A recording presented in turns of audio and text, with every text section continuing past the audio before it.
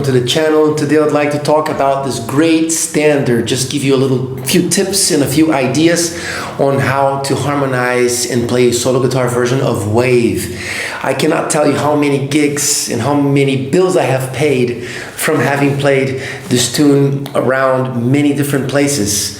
It's always been a crowd pleaser, everybody knows it, everybody loves it. So here we go, it's in the key of D major. If it's played instrumentally, of course you should always be able to adapt it to whatever key, but let's analyze it from the perspective of D major. Starting on D minor, this is a 2-5 movement here, D minor Dorian. This you got tonic, minor third, 7 and 9. Don't forget I'm using a 7-string guitar, so you have to ignore this string here on the top. So here's a D minor 9 and a G 7 13. As you play these two chords, this finger can stay on the same place and even work as sort of a physical reference as you're moving from one chord to the other. And then you finally hit an A dominant. I like to do this one since it's kind of close to the same area as the G7 we just played. So this is an A7, tonic, minor 7th. This is the 9th. Could be a flat 9 if you wish, and a major 3rd here.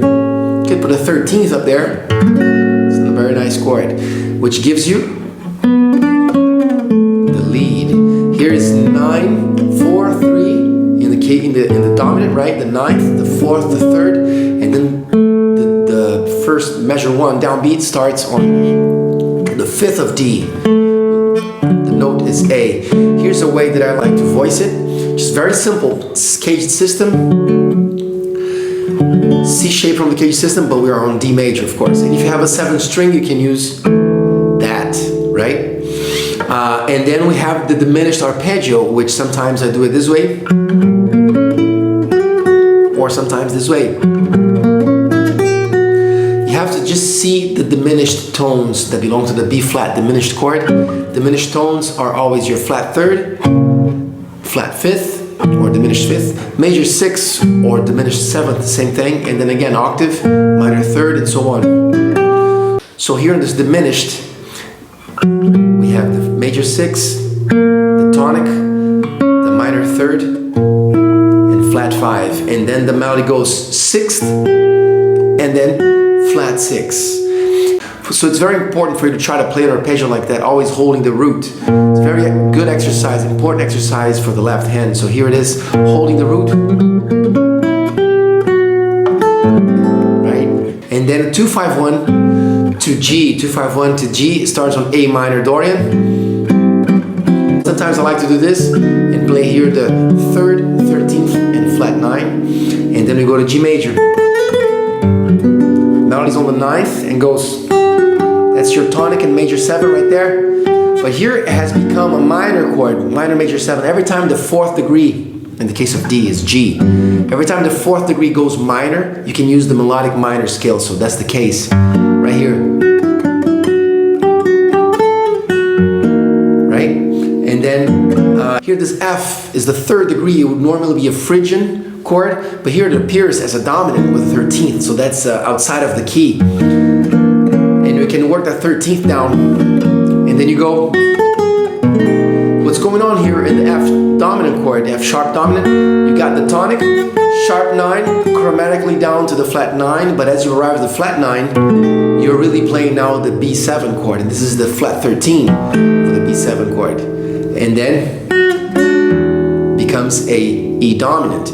So you can see here that string of dominant chords moving in fourths is very common in many compositions. You got F, B, E, and then A. But it actually, instead of going to A, he does the movement B flat, A. Very common also, like a flat 6 dominant chord, which really is working as a dominant of the 5.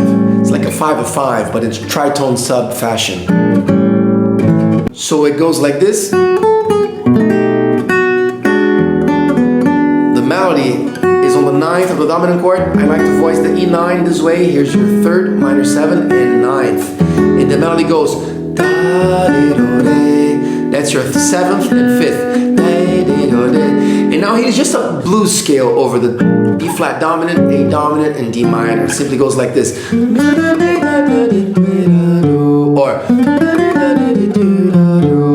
and with the bass. fun movement. And then the form is A-A-B-A, so we repeat that all over, the A part, and then we go to B. Now the B is just two 5-1 progressions. The first one moves to the minor third degree, so if we are in D major, we're thinking how to modulate to the minor third, to F.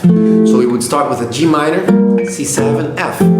Now the melody of the bridge starts on a G minor chord on the 5th of it, so you're playing the D note. And the melody just plays the Dorian scale. But I like to do it in 6s. It's very common to use that on the guitar, so 6s within the Dorian scale. Or you could go. You could do a major chord with a sharp 5 there. Could sound good. And then you repeat the same thing below. From F minor to B flat to E flat. So here. Right, so simple progression there you have in the minor chord 5, 4, 3, 2. As you move to the dominant, you got 5, 6, 7. You should always try to look at the guitar this way. I know it sounds kind of nerdy to always be talking about numbers, but really it's a game changer to see the guitar that way, because then you'll be able to see why notes sound like they do, why they have their identity, how they work, when they don't. So it's like seeing the matrix of music. You must be able to, if you want to take this seriously, you must try to see intervals every time you play anything.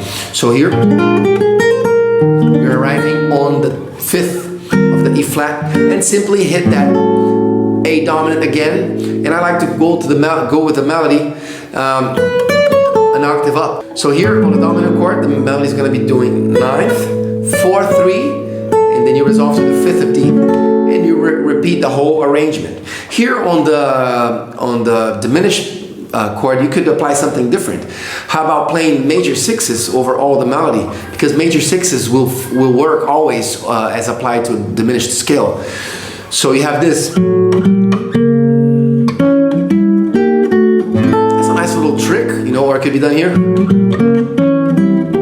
That's even better. And then so on.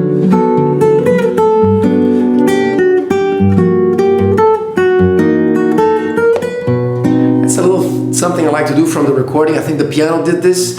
From the G it goes, from the F sharp, it goes, it's like a bluesy treatment, approaching the major third from the minor third, and it takes you straight to the root of the next chord, which I'm playing here as a dominant with a flat 9.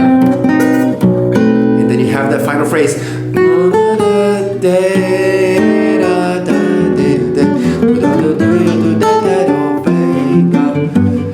Just take it to a nice little vamp on the 2/5 here, where you can improvise, have some fun until you want to finish the song.